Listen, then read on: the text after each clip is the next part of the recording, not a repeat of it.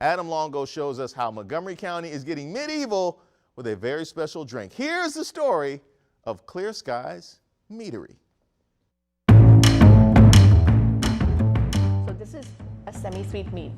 You will smell the notes of honey in there. Oh yeah.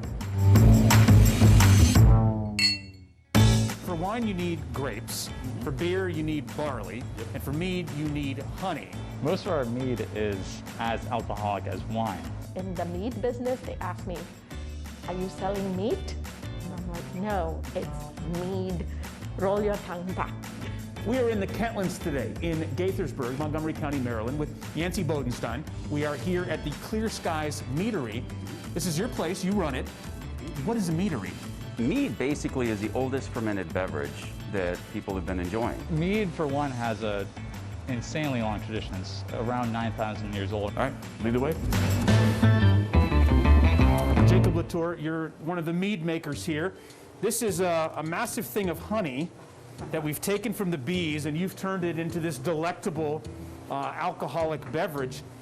Take me through the process, just in its most simple terms. Sure. So basically all we're doing when we're making mead is mixing raw, unfiltered honey with just filtered water and then adding yeast to that. What's your interest in mead? How far back does it go? Are you sort of like a geek into the weeds of it and everything? Oh, I'm a total nerd.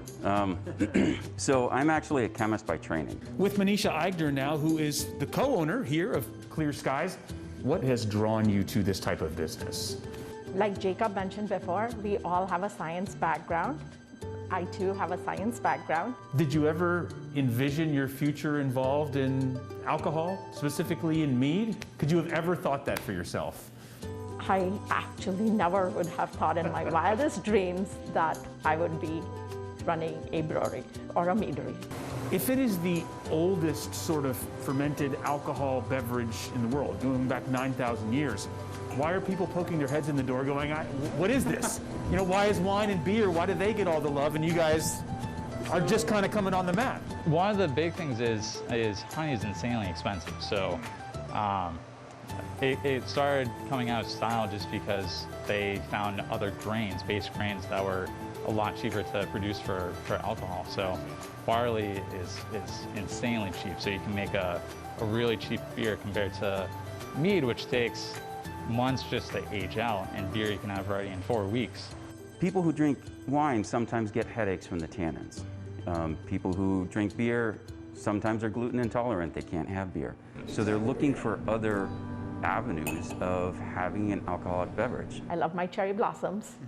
And one of the meads Yancey make, actually, which we call Blossom, is made of cherries. Right as it's coming out, it looks exactly like cherry blossom color. We steep the cherries in the mead with the pits. The pits give it an almondy note, and the combination of the cherry with the almond notes, there is no champagne in the world which can compete with that.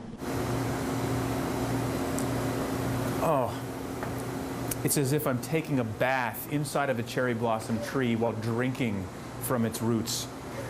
Delectable. When we opened our doors, we were the 4th meadery in the state of Maryland. Okay. And we are still the only meadery in Montgomery County. Cheers, bring it in. Thank you all for having us here. It was a real pleasure. Congratulations on the success. Thank you. Thank you much. Wow. Now, my first question, Adam, is everything has an origin story, Yep. and then over time we get better at things, and we stop using, let's say leeches to try and make us feel better. So my first question is, what is the pro and con of mead? Like, what are the benefits of this? Right. Well, the benefits is it's delicious. But the reason that a lot of people haven't heard about it, despite it going back 9,000 years and being the oldest fermented alcohol beverage, is that people just weren't doing it right. So you combine that with the fact that honey is so much more expensive than grapes and barley. That's why people are gravitating towards wine and beer instead of mead. So they're trying to bring it back. You'll find it out there. It's out there at a lot of like Renaissance festivals in places. And listen, if the bees knew about all the honey that they've got hoarded up in this place in the Kentlands, there'd be a January 6th style insurrection. They would storm the place and try to take it all back. But as you can see, we've got a little demonstration here. So the can that you have in front of you, that is the Meaderita. So that is their take on the margarita. So cheers, give that a try. It looks like they got a cicada on the front of there too, apparently. I guess it could be a cicada. I didn't even see that before. So the origin story here too, back in 2003 when Yancey had a kid, his wife said, look, things are getting expensive. I know you like your beer, your special beer. Listen, it's going to be beer or diapers. That's how it's going to be. So he started brewing his own. Then ended up going to a Renaissance festival, tried mead and didn't like it. And his wife said to him, you're a chemist. Figure it out. So now they've been through this whole thing, renovations, planning to open. They opened in March of 2020.